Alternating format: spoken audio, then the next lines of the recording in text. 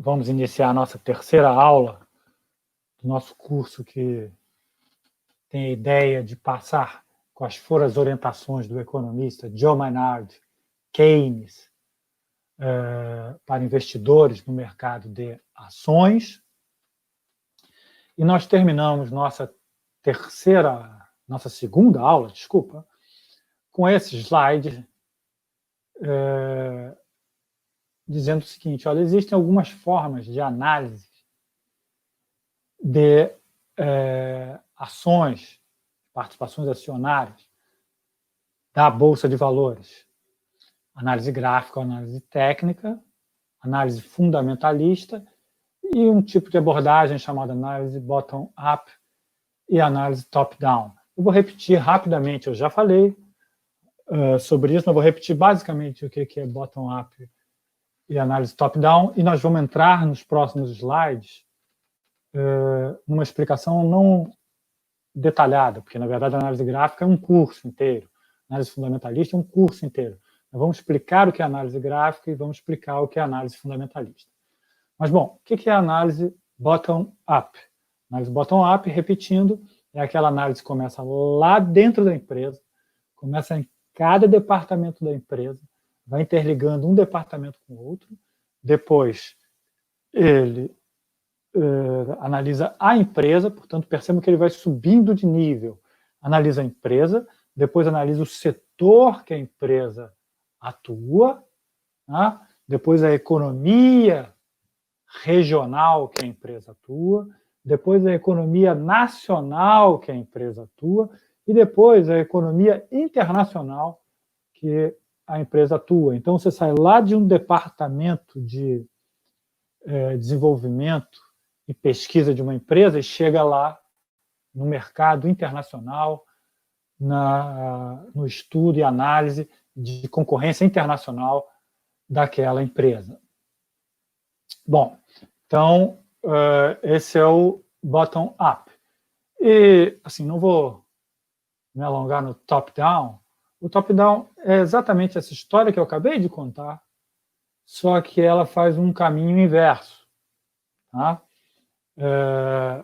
Ela faz o caminho inverso. Ela começa lá no cenário internacional. A partir desse cenário internacional se vislumbra o seguinte: quais são os setores que podem vir a ter ou estão tendo sucesso no mercado internacional. A partir dali se procura em qual país estão aquelas empresas. A partir dali mergulha-se, então, dentro de cada país ou no país que tem foco do seu interesse. Você mergulha ali e vai analisar aquele setor. Analisando aquele setor, você vai ver entre aquelas empresas qual a que vale a pena ser analisada para que haja investimento e vai penetrar dentro da empresa depois, né? Vai ver seus departamentos, como se relacionam entre si. Então, essa é uma abordagem que é chamada de análise bottom-up, e a segunda que eu acabei de mencionar, top-down. Bom, agora vamos ver o que é análise gráfica, e depois nós vamos ver o que é análise fundamentalista. Tá? Bom, análise gráfica, ele, na verdade,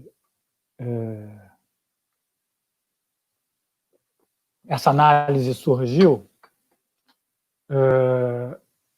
eu diria que pode ter relação com um texto de 1953 que o Milton Friedman fez sobre movimentos da taxa de câmbio.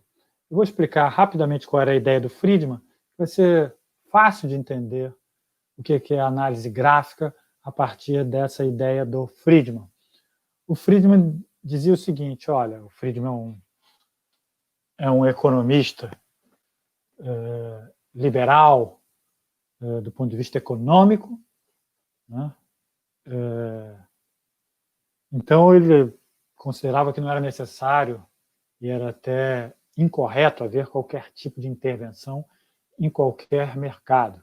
Os mercados deveriam estabelecer seus preços através dos movimentos de oferta e demanda do item negociado naquele mercado.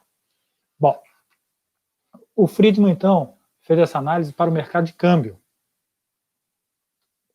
E disse o seguinte, olha, pode deixar o mercado de câmbio flutuante, porque apesar dele ser flutuante, ele vai flutuar muito pouco.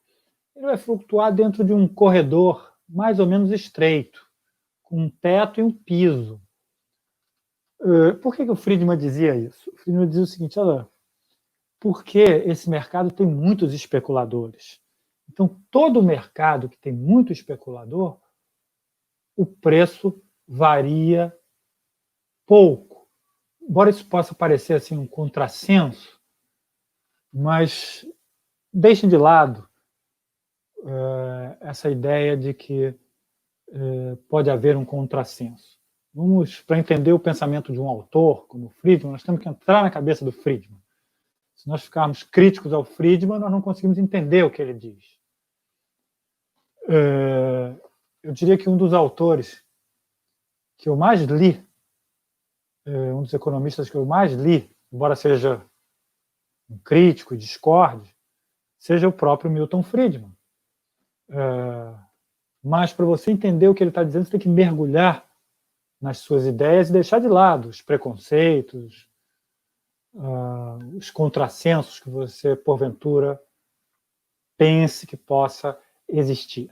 Então, o que o Friedman dizia? O Friedman dizia assim, por que vai variar muito pouco, vai variar dentro de um corredor? Porque quando aquele preço começar a subir, de acordo com a maior demanda em relação à oferta, o preço começa a subir. Quando o preço passar de um certo patamar, o que vai acontecer nesse momento? O que vai acontecer nesse momento é que especuladores vão ver que o preço subiu, vão vender. Aí o preço vai cair, vai voltar para aquele corredor. E o contrário é verdadeiro. Ele diz o seguinte, olha, se a oferta desse item está aumentando, está ficando maior do que a demanda e o preço está caindo, quando baixar de um certo nível, os especuladores vão dizer, olha, está barato, vamos comprar. Eles compram, aí o preço volta para o corredor. Então vejam qual era a ideia do Friedman. A ideia do Friedman é de que existe um corredor, um piso e um teto nesse corredor. Em cima do corredor existem muitos especuladores que querem vender.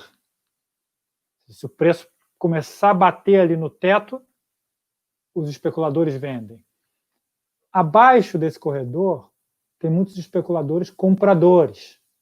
Então, se o preço começar a furar aqui o piso, os especuladores vão e compram. Então, aumenta a demanda. Então, em ambos os casos, quando o preço sobe ou quando o preço cai, há especuladores que vão estabilizando o preço dentro de um corredor. Tá? Então, vejam que aqui está assim, de forma marcada, de forma cristalina, a ideia da lei da oferta e da procura. Tá? A oferta e a procura do mercado fazem com que a taxa de câmbio, nesse nosso exemplo aqui, varie um pouquinho para cima e varie um pouquinho para baixo. E quando ela varia para cima, além ou começa a bater no teto, os especuladores deste mercado entram vendendo. Quando começa a furar para baixo, eles entram comprando. E ele levanta. Então é sempre a ação da oferta e da demanda. Seja por exemplo, no mercado de ações, no mercado de câmbio, dos empresários que atuam no mercado de câmbio, que estão ali fazendo a taxa de câmbio variar dentro daquele corredor, seja da entrada de especuladores que estão por fora do corredor, empurrando a taxa de câmbio para dentro deste corredor. Certo? Então, essa é a ideia. Pensem nisso e agora vamos para o próximo slide, para a gente entender o que é análise gráfica. É exatamente isso aqui. Olha, esse daqui é um gráfico do preço de uma ação variando ao longo do tempo. E o que grafistas fazem?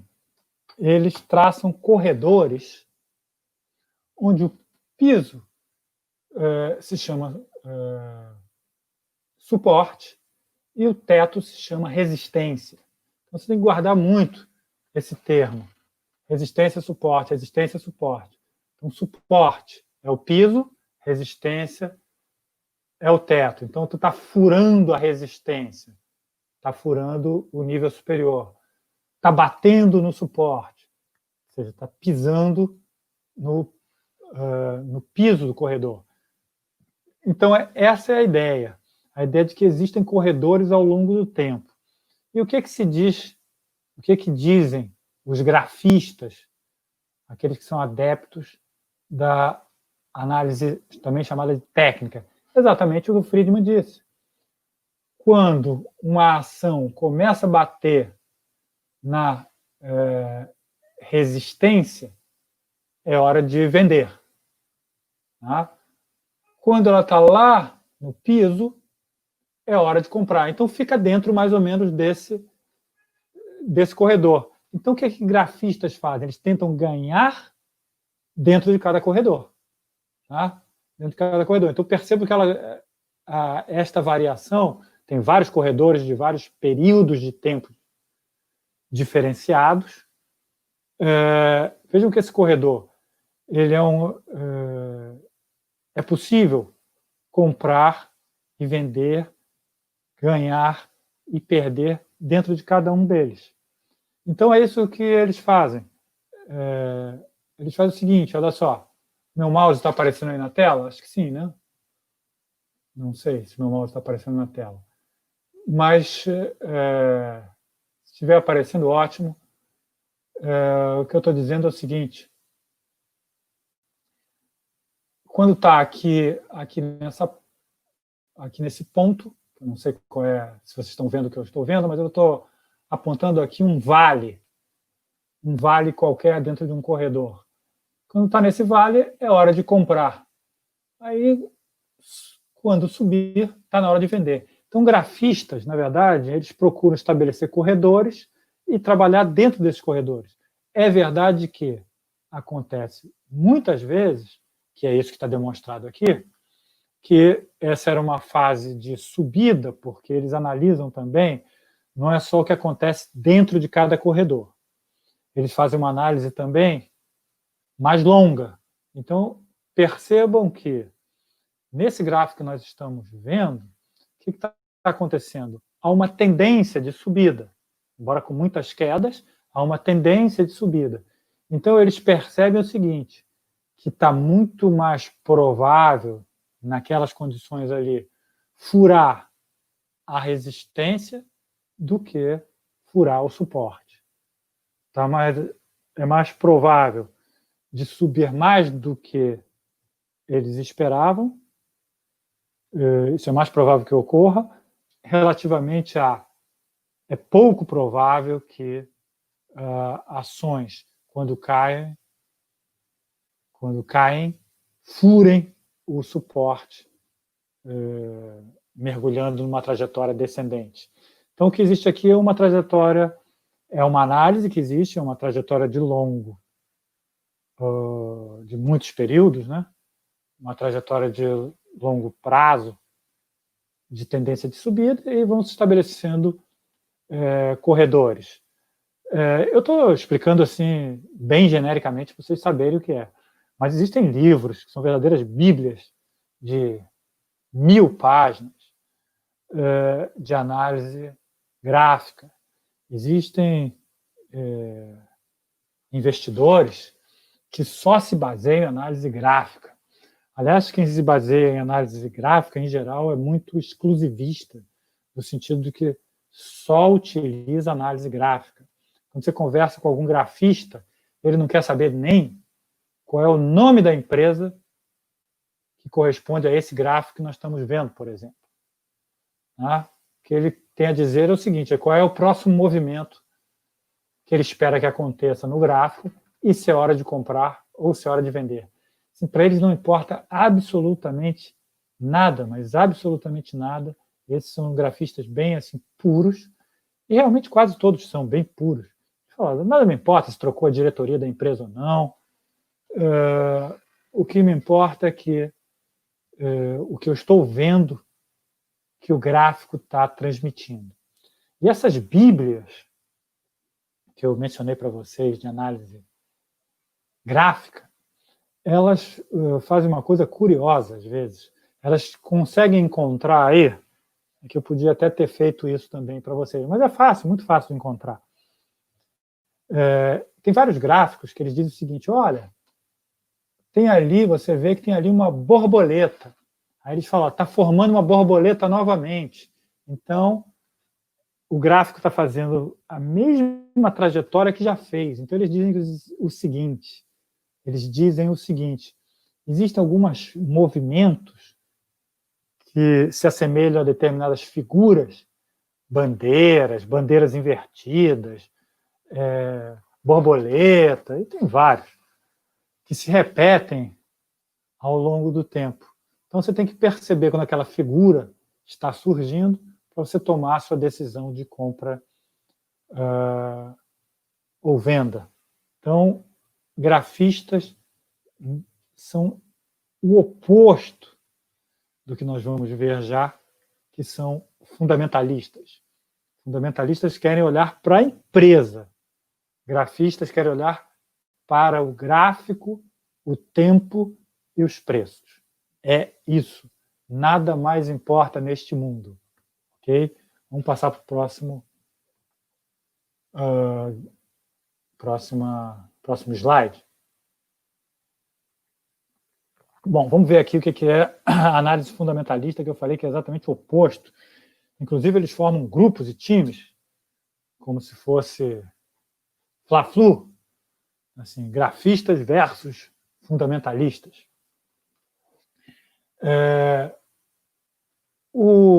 A análise fundamentalista é essa que busca estabelecer aquilo que eu falei lá no momento das perguntas, mas vou repetir, porque a aula ainda não tinha sido iniciada oficialmente. Então, o que eles buscam? Eles buscam estabelecer o verdadeiro valor de uma empresa. Ou seja, o verdadeiro valor, quanto de fato vale o seu valor intrínseco. Uma questão que é muito importante, então, na análise fundamentalista, é essa frase que está aí em verde, que é o valor de uma empresa está intimamente relacionada com a sua capacidade de gerar lucros e não necessariamente de distribuir dividendos. Daqui a pouquinho a gente vai ver por que isso é importante. Nós já vimos, mas nós vamos rever. Então, a análise fundamentalista é essa análise que vai lá no setorial da empresa e na empresa. É a empresa e o setor, a empresa e o setor. Mergulha dentro da empresa assim, de uma forma extremamente detalhada. Nós vamos ver aqui 3 indicadores que são utilizados na análise fundamentalista. Mas 3 indicadores simples. Mas a análise fundamentalista também tem bíblias, tal como a análise grafista, de 1000 páginas, tá? Onde tem dezenas, talvez até centenas de indicadores para serem correlacionados entre si, para serem separados, os mais importantes dos menos importantes, para se encontrar, em verdade, quanto vale de verdade uma empresa. Mas só vou dar uma dica. Quando eu ouvi um depoimento do atual proprietário das lojas americanas, e ele disse o seguinte, que ele estava fazendo uma análise, a equipe dele, né? Estava fazendo uma análise da compra das lojas americanas, da possibilidade de comprar as lojas americanas. E ele disse o seguinte, olha, nós chegamos à conclusão que o valor que as lojas americanas aceitavam para ser vendido era um valor menor do que o valor dos seus imóveis sem o negócio.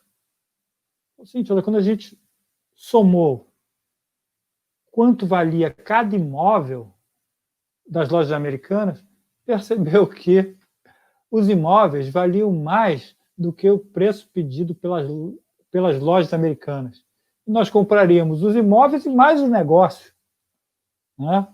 E mais o negócio. Então, eles acharam que era um espetacular negócio e compraram as lojas americanas. E eles dizem que compraram por um valor menor do que a soma do valor dos imóveis das lojas americanas, sem contar o negócio, a marca, os estoques, a expertise, etc, etc. Tá? Então, é isso que se procura encontrar quando se busca avaliar o valor intrínseco de uma empresa. Então, tem que se fazer análise fundamentalista. Aí nós vamos agora para o próximo slide e vamos ver alguns, né? Alguns poucos. Bem poucos, repito, porque esse aqui não é um curso de análise fundamentalista. Eu só estou explicando o que é análise fundamentalista para vocês terem ideia e a partir daí mergulharem, se for o caso, estudarem. Mas eu até sugeri de vocês, acho que foi na primeira aula, baixarem um aplicativo chamado Trade Map. Trade Map. Esse aplicativo, ele tem vários e vários itens ou fórmulas que são utilizadas na análise fundamentalista. E ele tem a série temporal e ele tem a explicação do que cada fração, são muitas frações, né?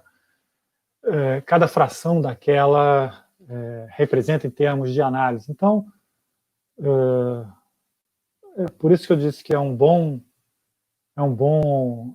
aplicativo, né?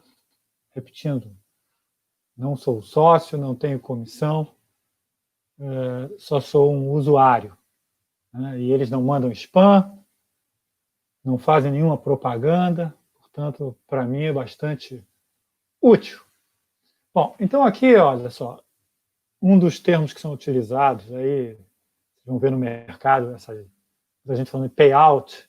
O que é payout? Payout é uma das frações, vamos dizer assim, utilizadas na análise fundamentalista.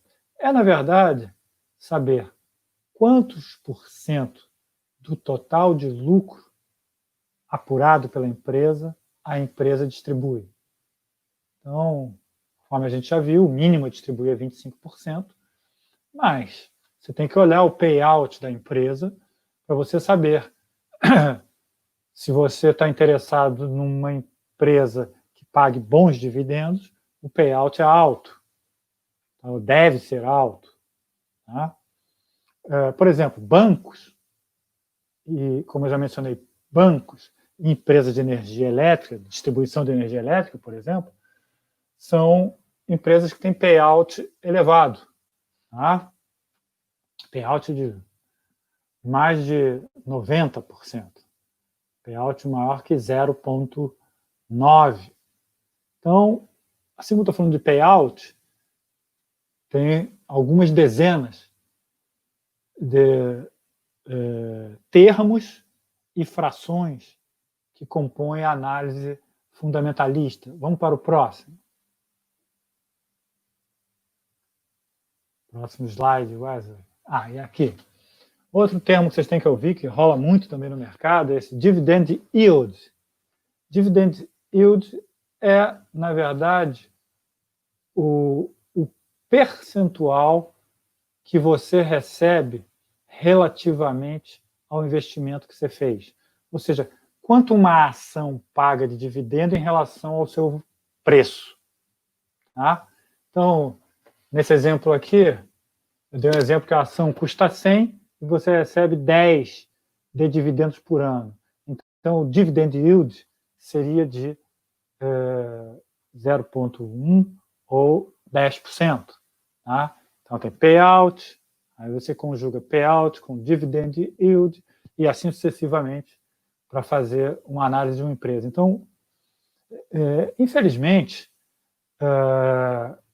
se utilizam esses termos em inglês. Eu nem gosto de utilizar termos em inglês, sempre que tem o termo em português eu utilizo, mas no mercado financeiro, vocês têm que saber esses termos em inglês, porque as pessoas falam normalmente em inglês. Então, se você não souber o que significa, você fica um tanto perdido na conversa, né? Aquelas piadas que as pessoas fazem com termos específicos e em inglês, que só riem da piada os que sabem o que significa cada termo. Então, guardem esse, payout, dividend yield. Tá? Bom, outro é o ROI. É o ROI, né? ROI também é um termo muito usado.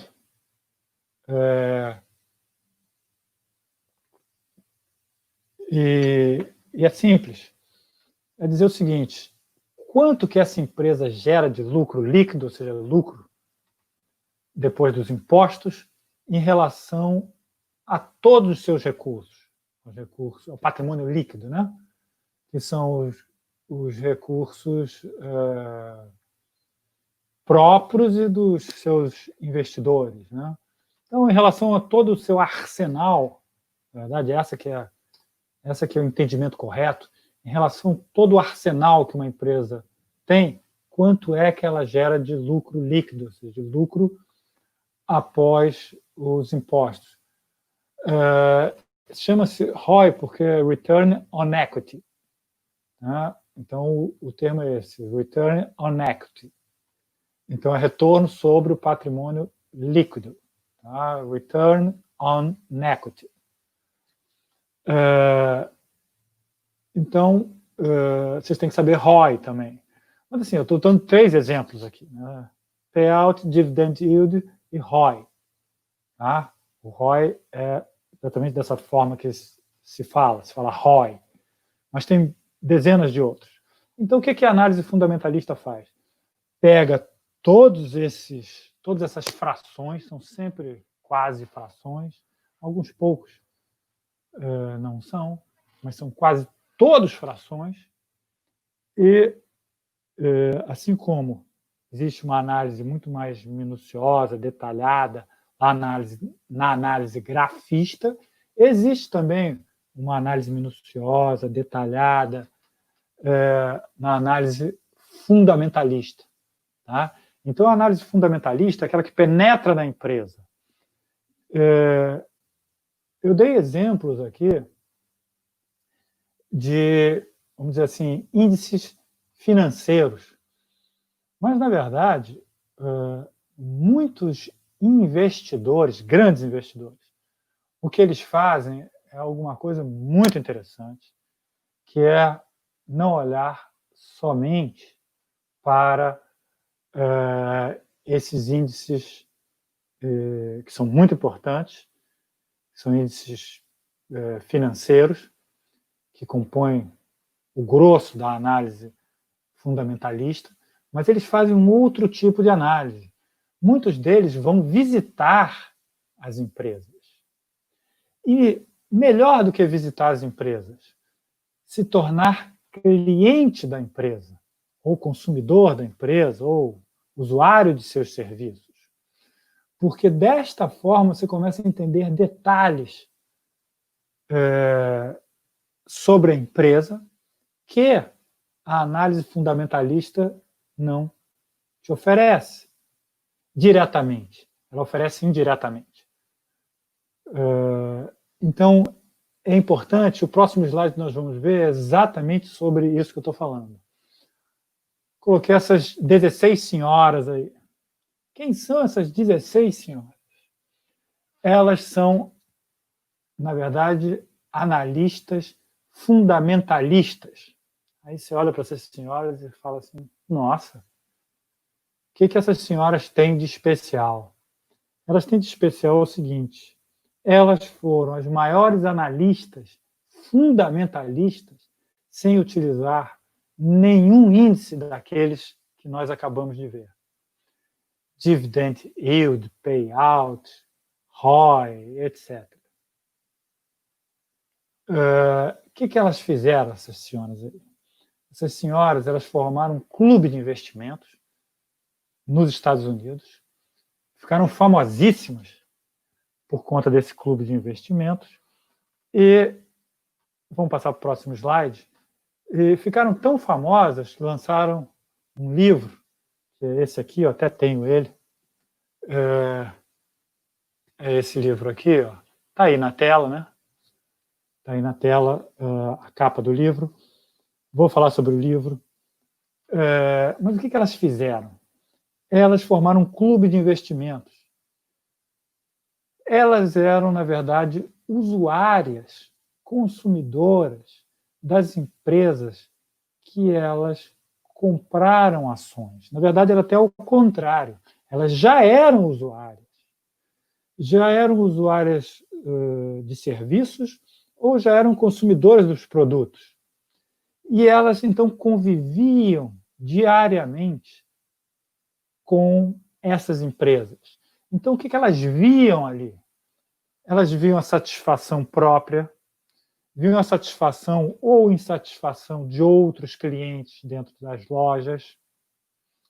Ela via o atendimento dos funcionários, ela via a qualidade dos produtos, ela via se a empresa atendia reclamações a contento ou não.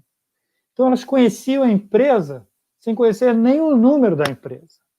Então, quando elas se sentiam muito satisfeitas com a empresa, elas imaginavam o seguinte: olha, se eu estou satisfeita, isso aumenta o número de clientes da empresa, porque uma pessoa conta para outra que essa empresa presta bom serviço ou vende excelentes produtos. E essa é a melhor propaganda de uma empresa. A melhor propaganda de uma empresa não é a propaganda paga, é a propaganda gratuita, é a propaganda dos seus próprios clientes. Então, elas perceberam o seguinte: se eu estou satisfeito e vejo outras pessoas satisfeitas com essa empresa, é porque essa empresa, então, vai aumentar seus lucros. Se ela vai aumentar os seus lucros, ela vai começar a valer mais esta empresa. Né? É algo que a gente vai ver daqui a pouco, mas é uma coisa bem intuitiva. Né? Uma empresa que tem potencial de gerar mais lucros é uma empresa que tem potencial de aumentar valor, seu valor intrínseco. Tá? Então, elas ficaram conhecidas como ladies dessa cidade, né? Beardstown. Elas ficaram conhecidas, são 16. Elas lançaram esse livro. Esse livro eu comprei achando que ele tinha alguma coisa de interessante, mas tudo que tinha de interessante eu já contei para vocês. Se acharem num sebo a R$5, vale a pena comprar, mas se não, acho que vocês têm que investir em coisas mais preciosas para vocês. Que isso aqui contam a experiência dela e tem ensinamentos muito básicos, como preencher uma planilha de cálculo de dividendos. Isso não é muito para o nível de vocês. Então, eu comprei o livro, mas é um livro que eu diria que, se achar num sebo muito barato, vale a pena, porque livro... esse aqui tem alguma outra referência que vale a pena ser lida, mas não é um livro que seja uma referência para pesquisa, para formação, para um entendimento mais profundo. Mas tem essa ideia, que é uma ideia muito boa, que é uma análise fundamentalista não contábil. Então, essa é uma questão importante para se fazer investimento, que é a seguinte: eu vou comprar a ação de um determinado banco. Tá? Vou comprar a ação daquele banco, ok. Olho todos os índices estabelecidos na análise fundamentalista, vejo, olha, realmente esse banco é um banco sólido que pode produzir lucros que me deem bons dividendos.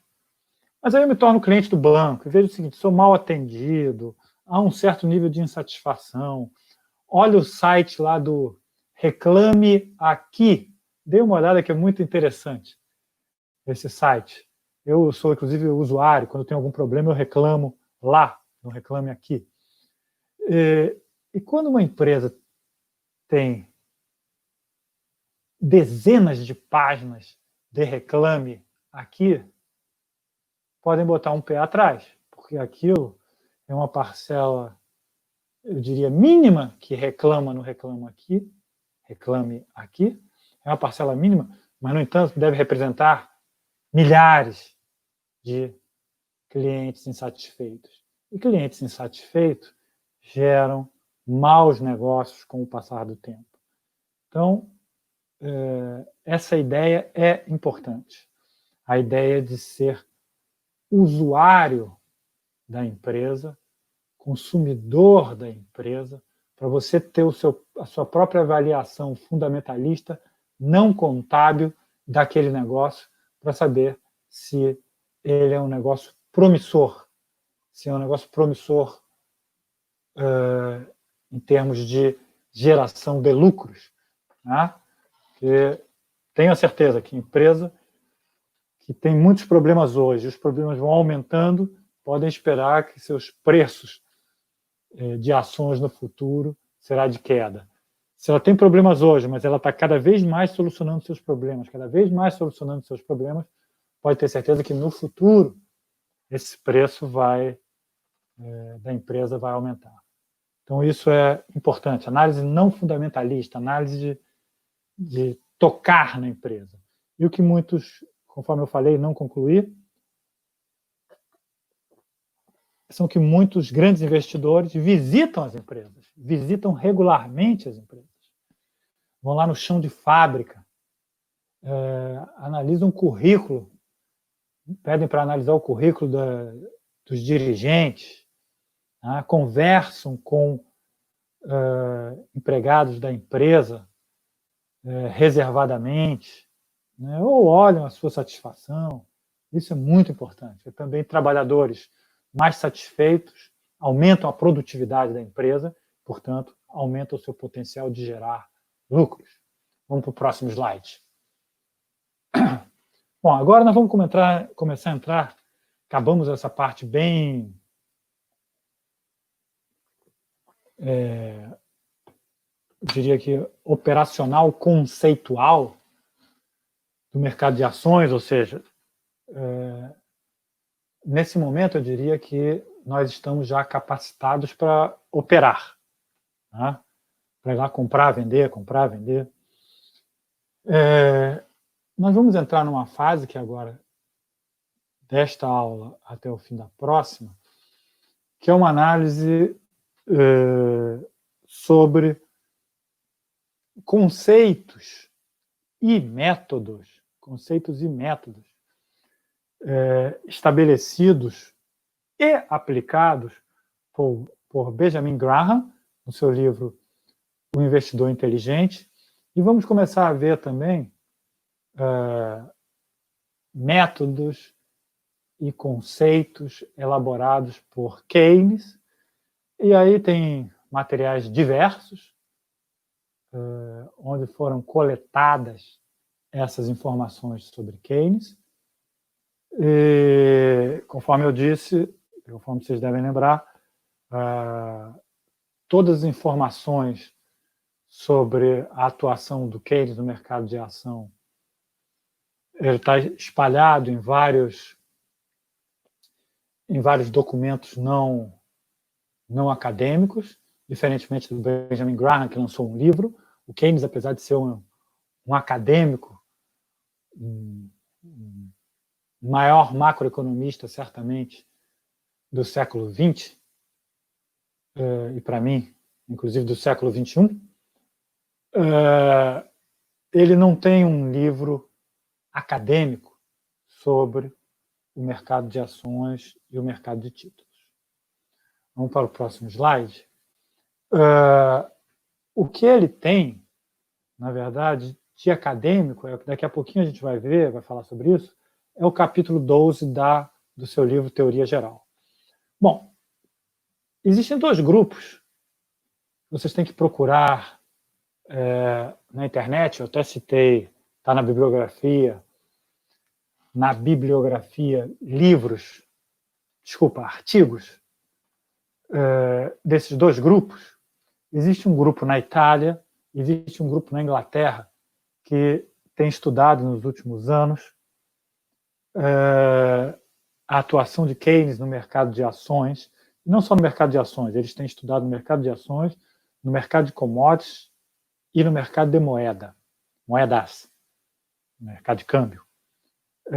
Então, na Itália, diria que uma liderança do grupo, que a gente pode apontar, se chama Maria Cristina Marcuso.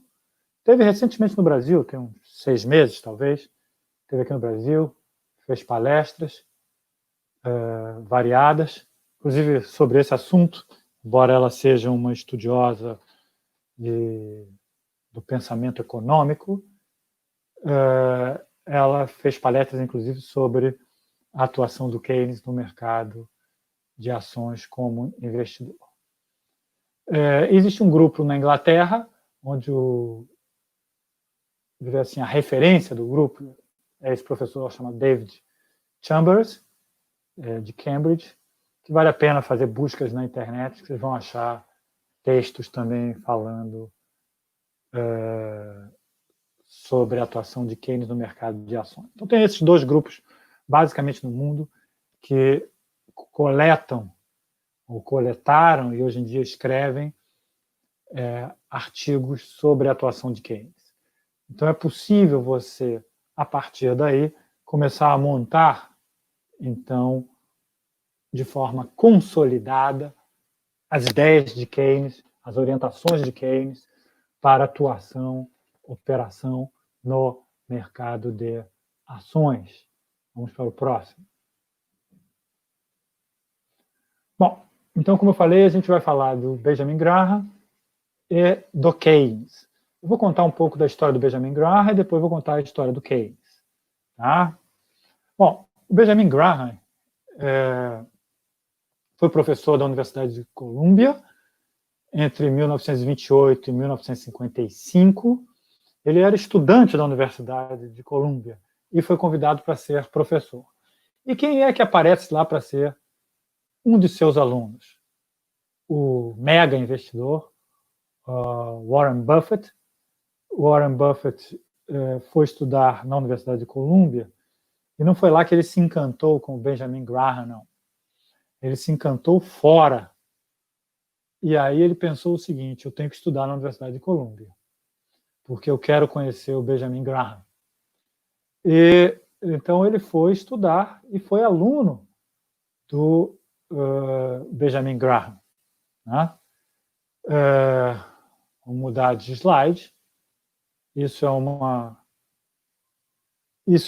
é muito interessante. Por que é muito interessante? Porque isso conta um pouco da história do Benjamin Graham, que ele, desde jovem, adolescente, já começou a se interessar por investimento. Quando chegou a hora de fazer a universidade, ele escolheu a universidade que ele queria estudar de acordo com o professor que ali dava aula, que ele queria conhecê-lo, queria ter uma relação muito próxima. E o último livro, não sei se vocês viram, o último livro do Benjamin Graham, que é o Investidor Inteligente, né? Quem faz o prefácio na última edição é o Benjamin Graham,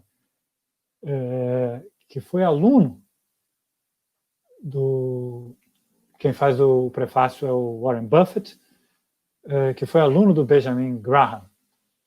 O Warren Buffett, quando o livro foi lançado, ele tinha 19 anos. Foi em 49, ele é de 1930. Então ele estava entrando na universidade quando o livro foi lançado. Depois, na sua última edição, ele já era um prefaciador do livro, que foi uma referência para ele.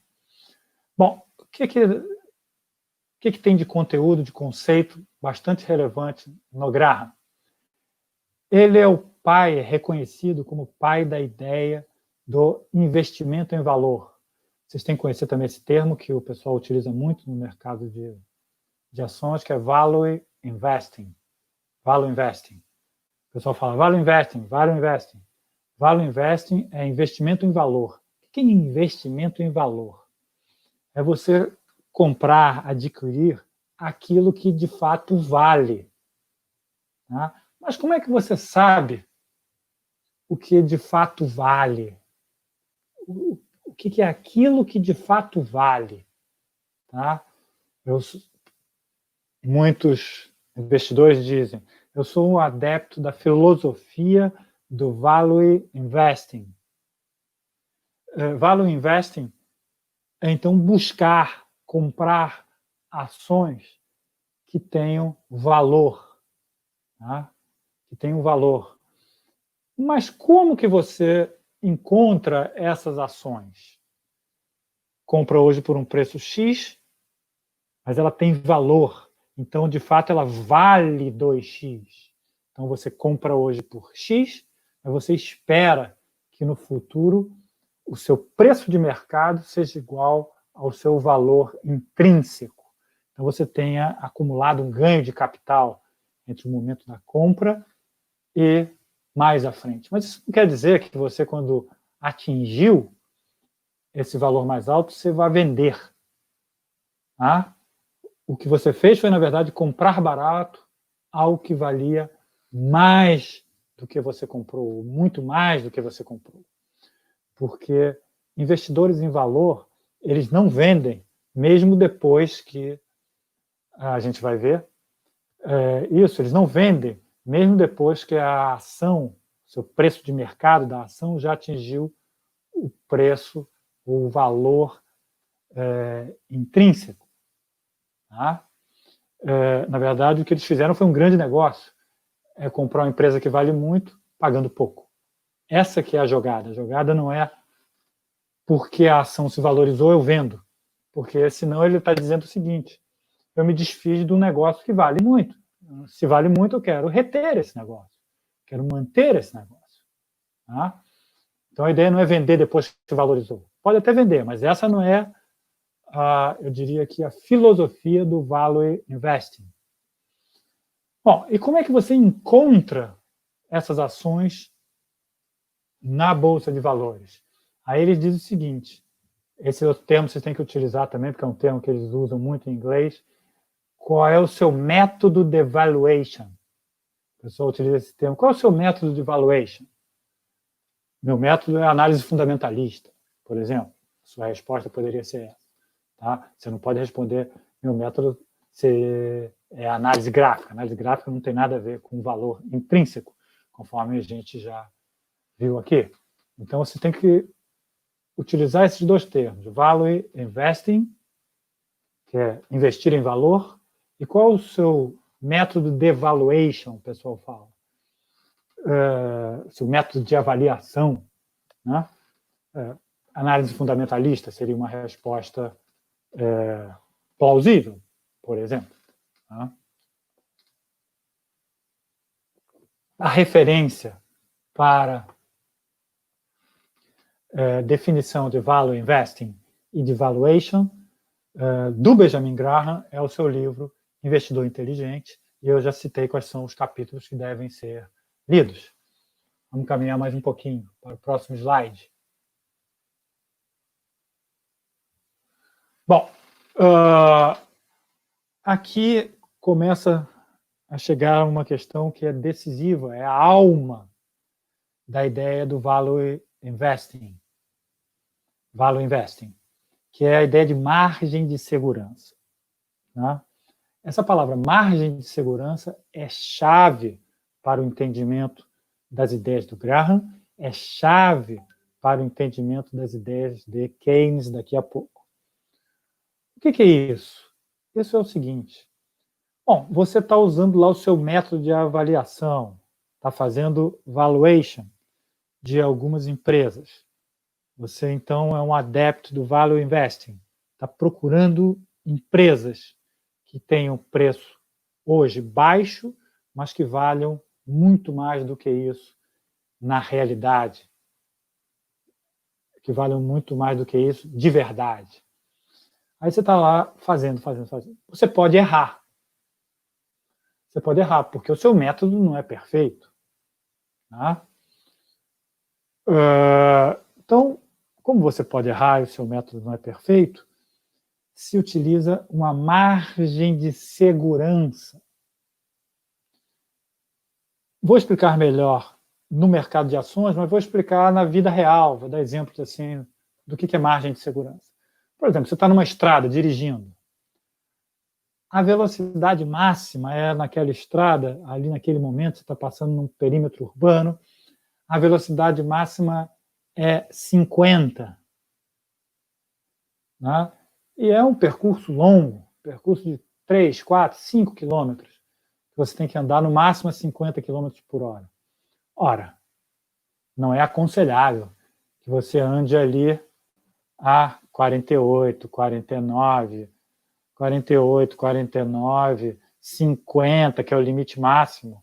Não, você pode se distrair, daqui a pouco você está em 60, 70, está conversando e furou o teto e é multado. Então, o que se deve fazer num caso desses? Ora, vai dirigindo lá para como se o limite fosse, no lugar de 50, fosse 40, vai a 40, se você distraiu, daqui a pouco você olha assim, opa, já estava quase furando os 50. Então, você tem que dar uma margem de segurança. Em qualquer coisa que você faça na vida, você tem que ter uma margem de segurança. Quando você vai sair para ter aula na universidade, não sei se esse exemplo é um exemplo muito bom, mas é um exemplo correto. Fala assim, olha, normalmente da minha casa eu tomo ônibus aqui, tenho que caminhar até o ponto do ônibus, depois do ponto do ônibus tenho que caminhar até a universidade. Então, eu gasto 1 hora quando eu saio de casa até eu entrar na universidade, por exemplo. Tá. Bom, então eu não vou sair de casa 1 hora antes. Eu vou sair de casa, sei lá, 1h30 antes, 1h40 antes. Então, estou dando uma margem de segurança para que, se houver algum erro, eu não vou chegar atrasado na sala de aula. Né? Serve como lição para outras atividades na vida, hein? Bom, então o que eu sugiro é pensar desta forma. A margem de segurança é o espaço de tempo ou de qualquer outra unidade que você tem que estabelecer para absorver seus potenciais erros. Então, quando eu estou falando de ações, a minha unidade é unidade monetária. É a diferença entre o preço da ação hoje e o preço da ação com o seu valor intrínseco já sendo o preço de mercado. Então, você tem que estabelecer uma distância grande. Existem outras margens de segurança que nós vamos conversar mais à frente.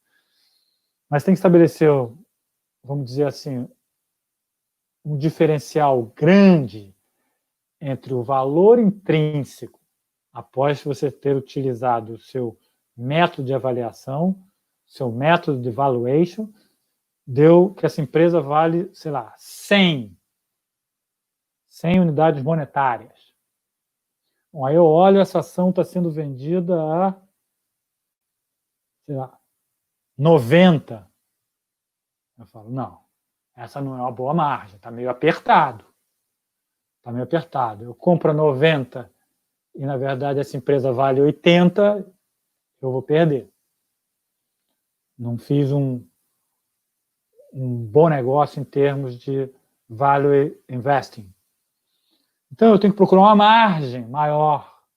Até o Benjamin Graham fala, vocês vão ler, que ele utilizava muito uma margem de 50%. Ou seja, se a empresa vale 100 unidades monetárias, como valor intrínseco, ele está procurando, aquela empresa ali teria que estar com preço de mercado de 100 unidades monetárias. Ele diz, desculpa, 50 unidades monetárias.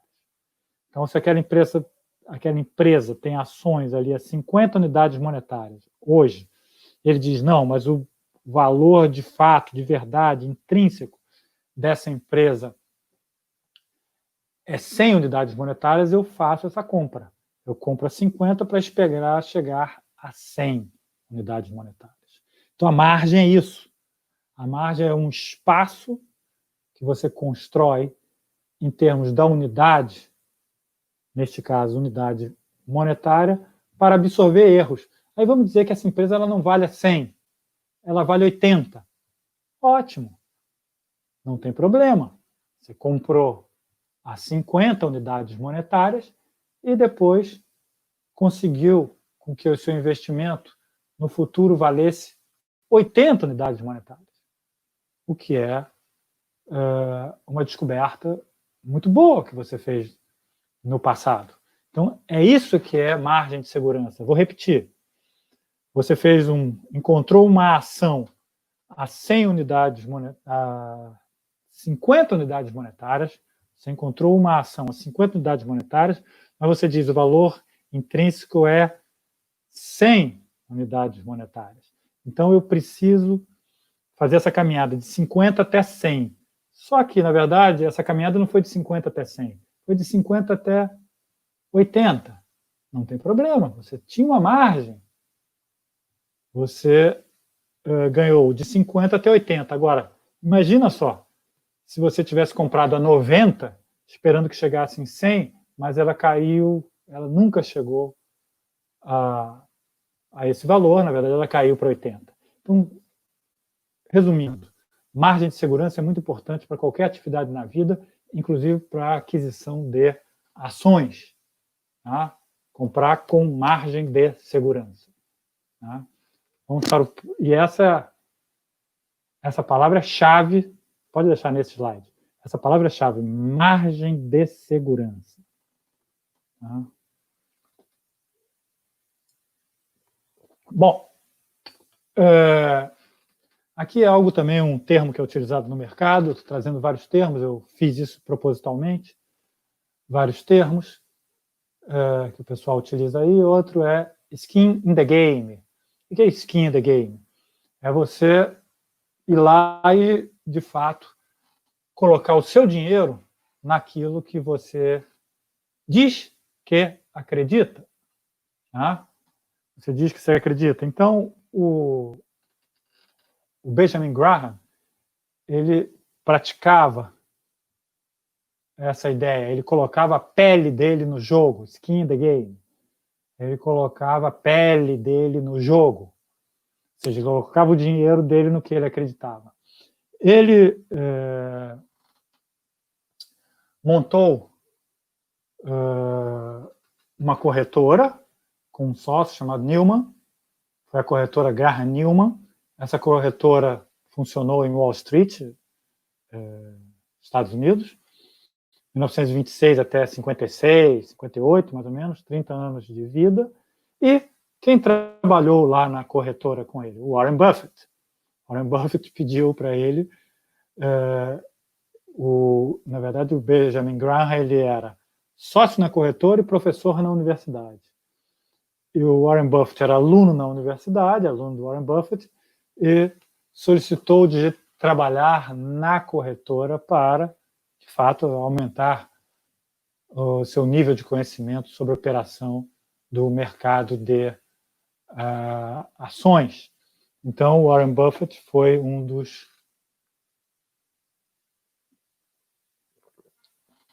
empregados do Benjamin Graham. E isso é muito importante. Pessoal, isso é muito importante, aprender a operar no mercado de ações e fazer skin in the game. E não precisa fazer skin in the game, conforme eu disse, com muito dinheiro. Nada disso. Você pode comprar 3 ações, pagar R$15 por 3 ações. Entendeu? Então, é bom até que coloque muito pouco recurso, não ficar desperdiçando recursos. Mas é interessante você fazer as aplicações de forma real. Tem umas corretoras que te dão umas plataformas, demo, que você pode ficar brincando. Mas diria que uma das dimensões importantes do aprendizado do mercado de ações está no campo emocional, psicológico, a sua decisão de comprar, a sua decisão de vender. E uma coisa é fazer isso de forma simulada, outra coisa é de fato fazer quando a skin in the game, quando a pele está no jogo. Tá? Então eu acho que é muito importante realmente ter esse aprendizado operacional, onde você tem que articular a dimensão emocional e psicológica, porque essa dimensão, ainda não vamos entrar nisso agora, é uma das dimensões que o Keynes explica por que ações podem ter na Bolsa de Valores preços muito diferentes dos seus valores intrínsecos. Tá? Então tem essa dimensão, a dimensão emocional, a dimensão psicológica, a dimensão do que você está decidindo ali com seus próprios recursos, o que você faria. Tá? Então eu não estimulo ninguém a fazer investimento que possa arriscar sua poupança, os seus recursos em geral, mas estimulo a fazer pequenas operações para poder trabalhar com todas as dimensões existentes, a dimensão operacional, técnica e a dimensão psicológica, emocional. Tá?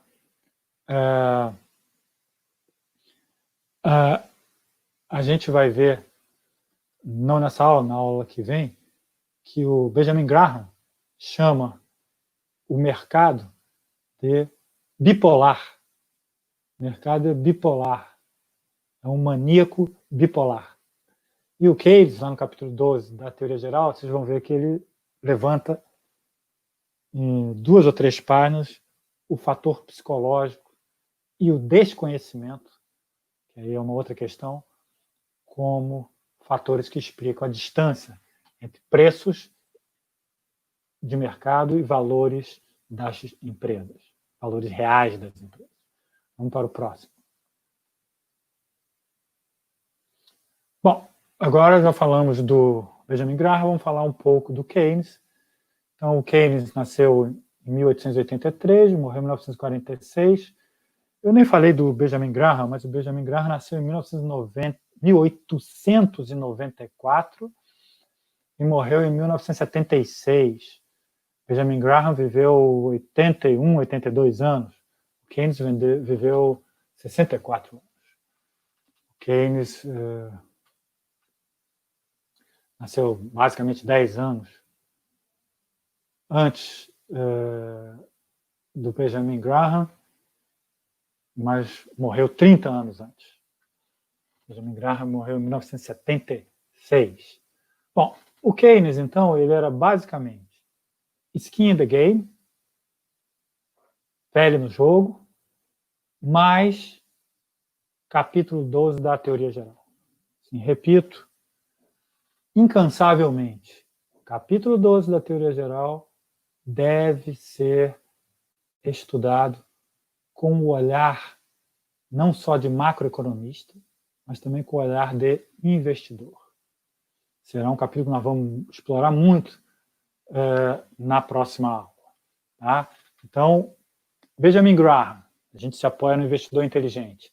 Keynes, a gente se apoia no que foi coletado da sua prática no mercado de ações, que, conforme eu falei, estão basicamente coletados pelo grupo da Itália e pelo grupo da Inglaterra. Primeiro, uma referência a Maria Cristina Marcuso, no segundo, a referência a David Chambers. Então, o Keynes, o skin in the game do Keynes, vem daí. E o capítulo 12 da teoria geral, a gente conhece bem, mas tem que conhecer mais com o olhar de macroeconomista e com o olhar de investidor. Vamos para o próximo slide. Bom, queria dizer o seguinte, o Keynes comprou as suas primeiras ações quando ele tinha 22 anos. Isso é muito interessante, ele comprou poucas ações. Se eu não me engano, ele comprou 4 ações de uma empresa e depois, um pouco depois, ele comprou mais 4 ações de outra empresa. Isso é importante pelo seguinte, porque essa é a iniciação de uma educação financeira. A gente já falou isso lá na primeira aula. Ter autonomia, ter independência financeira, não é ficar milionário. Ter autonomia financeira é você entender onde você pode colocar os seus recursos e tomar suas decisões. Você ter capacidade de tomar suas decisões. E não um gerente de banco, um amigo, alguém que se interessa por esse ou aquele assunto. Não. Ter autonomia financeira é ter conhecimento, não é ser rico, não. Ter independência financeira é ter educação financeira. Tá? Então, o Keynes comprou suas primeiras ações quando ele tinha 22 anos, e eu acho importante ressaltar esta ideia. Quando você compra ações, você começa a se ligar nesse mercado. Tá? Vamos passar para o próximo slide. Bom, aqui tem algumas datas críticas que eu vou falar sobre elas. Tá? Na vida do Keynes, relativamente ao mercado de ações. Tá? Então, vamos ver aqui, porque isso aqui, esses passos aqui são importantes para entender muito dos conceitos de Keynes. Em 1905, conforme eu falei, ele comprou suas primeiras ações. Mas era só ali uma observação, ele ficou muito tempo só observando, sem comprar mais ações. Então, ele era aquele investidor, vamos chamar assim, de bem passivo, bem observador, bem estudioso, mas sem muitas intervenções no mercado de ações. A partir de 1910, ele já começa a trabalhar e já começa a fazer algum tipo de especulação. Começa a trabalhar, que eu digo, já começa a ter, desculpa, não ficou bem claro, já começa a ter rendimento para fazer poupança. Então, a partir de 1910, ele começa a trabalhar e ter rendimento para fazer poupança. E a poupança, uma parte dessa poupança dele, foi feita no mercado de ações. Então, ele comprava e vendia ações, mas não em quantidades muito elevadas, porque era o que sobrava da vida de assalariado acadêmico. Né? Então, um economista jovem, então, o Keynes ia comprando e vendendo ações ali. Agora, 1919, a coisa vira. Vira no seguinte sentido. O Keynes, a partir dali, começa a ter maior rendimento e, portanto, começa a ter mais poupança, mas ele começa a aplicar, a partir de 1919, utilizando capital de terceiros. Ou seja, a partir de 1919, ele se torna um grande investidor alavancado. Ou seja, conforme eu falei daquele evento, acho que há 2 aulas atrás, o evento que o Keynes compra uma quantidade enorme de trigo, ele atuava no mercado de commodities, ele atuava com o dinheiro de uma corretora, que é chamado de conta-margem. A partir de 1919, o Keynes começa a comprar em volumes extraordinários ações e começa a atuar de forma alavancada. Também começa a tomar empréstimos vultosos. Ele já começa a ter um nome, já tinha um nome, né? Nesse momento, já era uma referência, portanto, já tinha credibilidade, começa a tomar começa a tomar empréstimos e fazer investimentos volumosos. Então, só repetindo, 2005, 2010, ele é basicamente um investidor passivo, à distância, comprou suas primeiras ações em 1905, de 1910 a 1919 ele compra e vende, mas em volumes pequenos, porque ele fazia aplicações com a sua poupança era pequena. A partir de 19, não. E acontece alguma coisa também em 1919 que ajuda mais. Ele era funcionário do Tesouro, o Keynes, o Tesouro Britânico, e ele se desliga do Tesouro e agora tem tempo livre. E com tempo livre, ele utiliza esse tempo nos mercados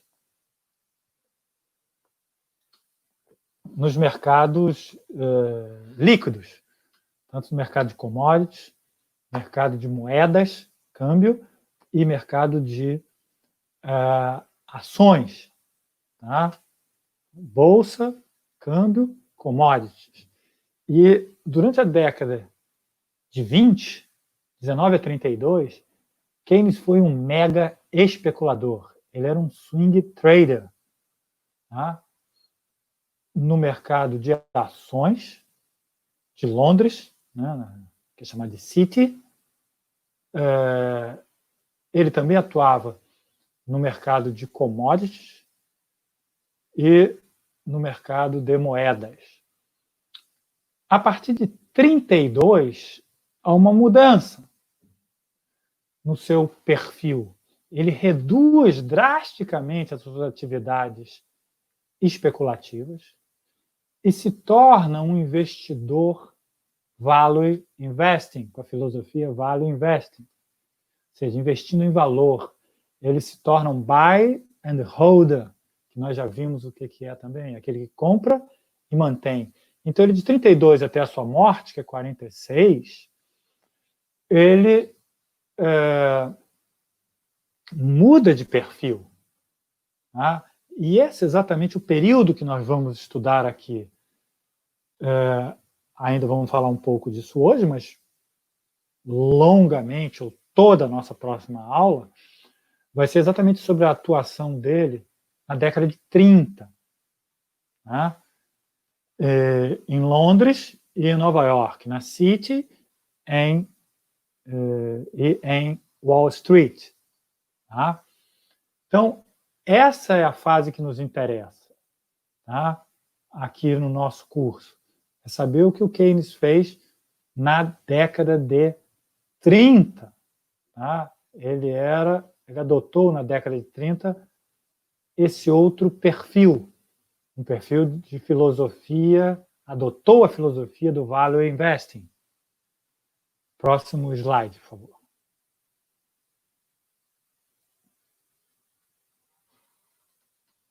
Próximo slide, Wesley. Aqui só um parênteses para falar sobre os outros mercados que o Keynes atuava. Na década de 30, ele continuou também fazendo mercado de commodities. Mercado de moeda já quase nada.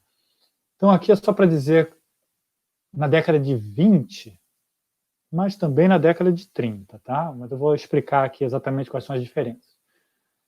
Ele atuava no mercado de câmbio com as moedas da França, Itália, Holanda, Alemanha, Estados Unidos e outras. E commodities ele fazia com milho, trigo, borracha, algodão e outros. Tá? Agora vocês imaginem a capacidade de trabalho do Keynes. Né? Nós conhecemos já tudo que ele produziu em termos de economia e macroeconomia. Mas, além disso, ele ainda se dedicava ao mercado de ações, ao mercado de moedas, ao mercado de commodities. Bom,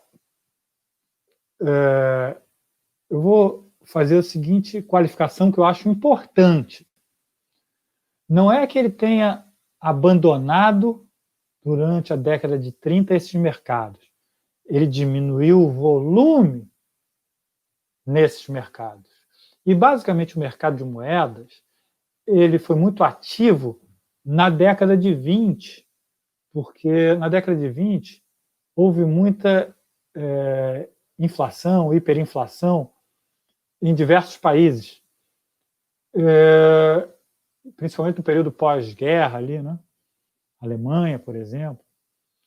E então essas variações no valor das moedas domésticas são variações que propiciam a alta volatilidade do câmbio. E o Keynes, então, como um especulador, ele quer volatilidade. Todo especulador quer volatilidade. Se um preço é fixo, você não tem como especular. Então, quanto mais volatilidade, mais um mercado ele é propício à especulação. Então, o Keynes atuou muito no mercado de moedas na década de 20. Na década de 30, ele atuou muito mais fortemente no mercado de ações. Eu não vou contar para vocês de novo, mas lembre-se só daquela operação que o Keynes fez em 1936, que é comprando trigo pela corretora que ele utilizava, comprando o trigo que equivalia à quantidade toda utilizada pelo Reino Unido durante um mês. Né? Então, estou dizendo assim, que diminuiu, mas não zerou. Mas diminuiu, mas também não era pequeno.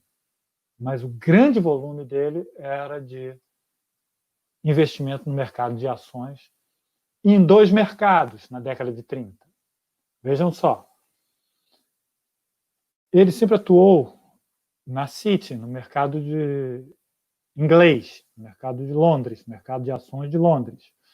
Na década de 30, ele começa a atuar também em Wall Street, tá? Começa a atuar também na Bolsa de Valores dos Estados Unidos, tá? Bolsa de Ações dos Estados Unidos. Então, isso acontece na década de 30. O que nós vamos ver exatamente é isso. É a década de 30 em Nova York, a década de 30 em Londres. Vamos para o próximo slide. Bom, aqui é algo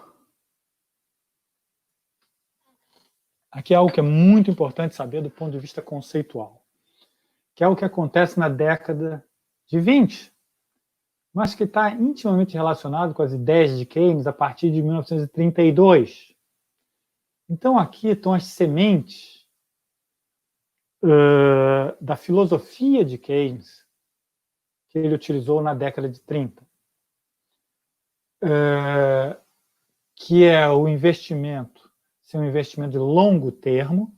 O Keynes passou a ser um buy and holder, e ele passou a evitar comportamento de manada, ou seja, vocês vão ver muito bem a crítica que ele faz ao comportamento de manada no capítulo 12 da Teoria Geral. É aquela ideia de que todo mundo começa a vender, os preços caem, todo mundo quer vender mais ainda e fica em pânico porque os preços estão caindo e vendem mais ainda. E o mesmo acontece na subida, né? As pessoas veem os preços subindo, começam a comprar porque subiram, os preços subiram porque as pessoas começam a comprar e a montanha vai crescendo.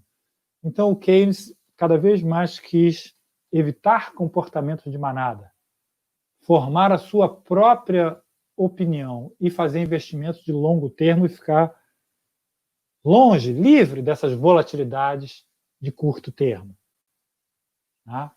Então, ele estabeleceu duas ideias em 1925 que são muito importantes. Eu vou ler essas duas ideias para vocês e vou comentar. Então, ele estabeleceu o seguinte: ao longo do tempo, uma empresa bem administrada pode se transformar num investimento sólido. Ó, qual a interpretação que pode se fazer dessa ideia do Keynes? Estabelecida ainda na década de 20, quando ele era um especulador. Mas isso, repito, vai servir como base para atuação lá na década de 30. Né? Aqui ele está pensando, ao longo do tempo, ele já está pensando, então, naquela ideia de longo termo, ou seja, que deve-se comprar uma ação para esperar a sua valorização e depois usufruir dos seus dividendos mais à frente. Agora ele está falando assim, bem administrada. Bem administrada significa o quê? De ter um bom corpo de dirigentes, e esse é o que vocês têm sempre que analisar. em uma empresa? Quem é o seu corpo dirigente? Qual é a capacidade desse corpo dirigente? Qual é a experiência desse corpo dirigente? Porque tem empresas, vou dizer que isso é muito comum, empresas que colocam figurões no seu corpo dirigente para dar uma visibilidade para a empresa, mas aquele sujeito contribui em nada para a atividade real, cotidiana da empresa. Ele é basicamente um relações públicas. Pode dar alguma contribuição, mas é marginal. Mas isso é válido. Entretanto, tem que se analisar a composição de um corpo dirigente para que o investimento se torne sólido. Então, quem está falando em solidez. Solidez é também algo que é para ser carregado ao longo do tempo. Então, a ideia de investimento de longo termo está muito presente nessa primeira afirmação. E está mais presente ainda na segunda afirmação. A segunda afirmação é, ao longo do tempo, vou explicar bem essa segunda. Juros compostos podem maximizar o investimento. Bom, o que ele está chamando aqui de juros compostos? Ele está falando assim, algo que vai além daquilo que é normalmente esperado. Juros compostos, juros sobre juros, investimento sobre investimento, que ele está falando aí. Ele está falando o seguinte, que empresas que não distribuem lucro, mas investem nelas mesmas, ela está dando um potencial de crescimento para ela muito superior a outras empresas. Então, é por isso que são juros compostos, são investimentos feitos em cima de investimentos já realizados. É como se fosse juros sobre juros. Aqui é investimento sobre investimento. Tá? Então, ele está aplicando a ideia de juros compostos podem maximizar o investimento. Exatamente isso. O que são juros compostos? Juros sobre juros. O que ele está falando do investimento? É investimento sobre investimento. É uma empresa que tem lucro e não distribui o lucro. Tudo em termos de dividendos. Ela transforma lucro em investimento. Investimento sobre investimento podem maximizar o investimento, maximizar o negócio. Você pode transformar o negócio num negócio de tamanho extraordinário mais à frente. Assim como juros sobre juros, juros compostos transformam dívidas pequenas hoje em dívidas grandes no futuro. O que ele está dizendo é que investimento sobre investimento transformam pequenas e médias empresas em grandes, em enormes empresas no futuro. Tá? Então, essa que é a ideia aqui também é muito, diria, valiosa, porque ela faz essa relação entre, ao longo do tempo, uma empresa investindo sobre o investimento pode transformar aquele negócio num enorme negócio no futuro. Então, aqui também está ao longo do tempo, ou seja, investimento de longo termo. Então, isso aqui, embora tenha sido pensado na década de 20, não foi aplicado na década de 20 por Keynes, mas foi aplicado, era uma semente das suas ideias para aplicação na década de 30. Tá? Vamos avançar para o próximo slide. Se alguém tiver alguma pergunta, pode ir deixando aqui no chat. Depois eu posso deixar um tempinho lá no final e responder perguntas. Olha, então em 1932, por todas as séries que foram levantadas, tanto pelos economistas da Itália quanto da Inglaterra, pode-se perceber que a partir de 32, Keynes tem uma mudança na forma de agir relativamente ao mercado de ações. Então, ele se torna um investidor de longo termo, com abordagem, conforme a gente já falou aqui, de value investing. Agora, que coisa curiosa, nunca teve contato nesse período com Benjamin Graham. Isto é extremamente curioso, e é uma curiosidade, inclusive, na literatura econômica, que Keynes tinha e falava sobre esse conceito. Ele falava explicitamente o conceito de valor intrínseco, utilizava coincidentemente o que Benjamin Graham estava utilizando lá nos Estados Unidos, e eles não tiveram nenhum contato nesse período. Na verdade, eles só tiveram contato na década de 40, e para tratar de um outro assunto, para tratar assunto de commodities. Houve uma troca de cartas entre Benjamin Graham e Keynes, mas eles nunca conversaram sobre o mercado de ações, e nunca houve nenhum encontro, nenhuma troca de cartas, nenhuma conversa na década de 30, e isso que a literatura levanta assim, é uma coincidência muito curiosa de o Keynes ter quase que as mesmas ideias operacionais no mercado de ações e nas suas palestras, nas suas anotações, que Benjamin Graham tinha nos Estados Unidos, atuando em Wall Street. Né? Isto é extremamente curioso, essa coincidência de ideias, conceitos, forma de operar no mercado, e eles são ambos pioneiros dessas ideias e nunca conversaram sobre esses temas. Isso que eu acabei de falar é extremamente importante. Os pioneiros dessas ideias de value investing, de método para valuation, de buy and holder, de investidor de longo termo, essas ideias são de Keynes e de Benjamin Graham. Tá? Eles são os pioneiros, embora muito pouco se fale do Keynes sobre isso, fora do mundo acadêmico. Fora do mundo acadêmico se fala muito de Benjamin Graham, mas, na verdade, a literatura econômica já mostrou que o Keynes tinha ideias bastante similares a de Benjamin Graham. Aliás, o próprio texto que eu sugeri, que eu mesmo escrevi, é sobre isso, mostrando, na verdade, todas as semelhanças existentes entre as ideias pioneiras de Benjamin Graham e pioneiras também, dado que um não conhecia o outro, de Keynes. Vamos avançar um pouco mais, próximo slide. Bom, olha, eu vou fazer esse último slide. E, se alguém tiver alguma pergunta, faz agora, durante a explicação desse slide.